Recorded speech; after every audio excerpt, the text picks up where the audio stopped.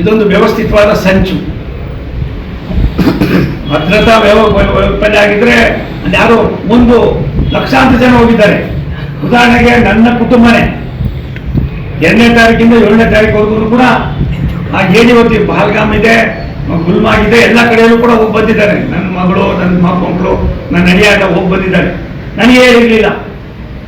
ಅವ್ರು ಹೋಗಿ ಅಂತ ಒಂದು ಶಾಂತಿಯನ್ನ ನೆಲೆಸ್ತಕ್ಕಂಥ ಎಲ್ಲ ಥರದ ಲಕ್ಷಣಗಳು ಕಂಡು ಬಂದಿದ್ರಿಂದ ಇವರಿಗೆ ತಡ್ಕೊಳಕ್ಕಾಗ್ದಿರ ಮಾಡಿರ್ತಕ್ಕಂಥ ಒಂದು ಹೀನ ಕೃತ್ಯ, ಹೇಯ ಕೃತ್ಯ. ಈ ಕೃತ್ಯಕ್ಕೆ ಸರಿಯಾದ ಪಾಠವನ್ನು ಕಲಿಸ್ತಕ್ಕಂಥ ಕೆಲಸವನ್ನು ಮಾಡ್ತೀವಿ.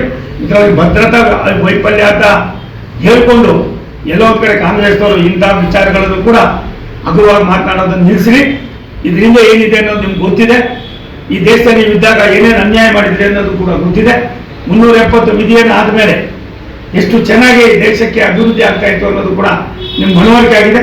ಇದಕ್ಕೆ ದಯವಿಟ್ಟು ಸರ್ಕಾರ ಜೊತೆಯಲ್ಲಿ ಭಾರತೀಯ ಜನತಾ ಪಾರ್ಟಿ ಇರ್ಬೋದು, NDA ಇರ್ಬೋದು, ಇನ್ನಿತರ ಯಾವುದೇ ಬರ್ಬೋದು, ಸನ್ಮಾನ್ಯ ಪ್ರಧಾನಿಗಳ, ಸನ್ಮಾನ್ಯ ಗೃಹ ಮಂತ್ರಿಗಳ, ಸನ್ಮಾನ್ಯ ರಕ್ಷಣಾ ಮಂತ್ರಿಗಳು ಏನು ತೀರ್ಮಾನ ಮಾಡ್ತಾ ಇದ್ದಾರೆ ಇದ್ರ ಜೊತೆ ಕೈ ಜೋಡಿಸಿ ಇಂಥ ಹೀನ ಕೃತ್ಯಗಳು ಮುಂದೆ ನಡೆದಂಗೆ ನೋಡ್ಕೊಳ್ತಕ್ಕಂಥದ್ದು ಭಾರತೀಯರಾಗಿರ್ತಕ್ಕಂಥ ನಮ್ಮೆಲ್ಲರ ಕರ್ತವ್ಯ ಇದೆ. ಈ ಕೆಲಸವನ್ನು ಮಾಡೋದು ಬಿಟ್ಟು ಮೊಸರಲ್ಲಿ ಕಲ್ಲನ್ನು ಹುಡ್ತಕ್ಕಂಥ ಕೆಲಸಕ್ಕೆ ಕೈ ಹಾಕಬೇಡಿ. ಇದೊಂದು ಜೀವನದಲ್ಲಿ ಏನೂ ತಪ್ಪು ಮಾಡದಿರತಕ್ಕಂಥ ನಾಗರಿಕರನ್ನ ನಿಲ್ಲಿಸಿ ನೀನು ಹಿಂದೂನ ಅಂತ ಹೇಳಿ ಹೊಡಿತಕ್ಕಂಥ ಒಂದು ಕೀಳುಮಟ್ಟ ಇದೆಯಲ್ಲ, ಈ ಕೀಳುಮಟ್ಟವನ್ನು ನಾವು ಖಂಡಿಸಿ ಇಂಥ ವ್ಯವಸ್ಥೆಗಳನ್ನು ಇನ್ನು ಮುಂದೆ ಆಗದಾಗ ನೋಡ್ಕೊಳ್ಳೋದು ನಮ್ಮೆಲ್ಲರ ಕರ್ತವ್ಯ ಇದೆ.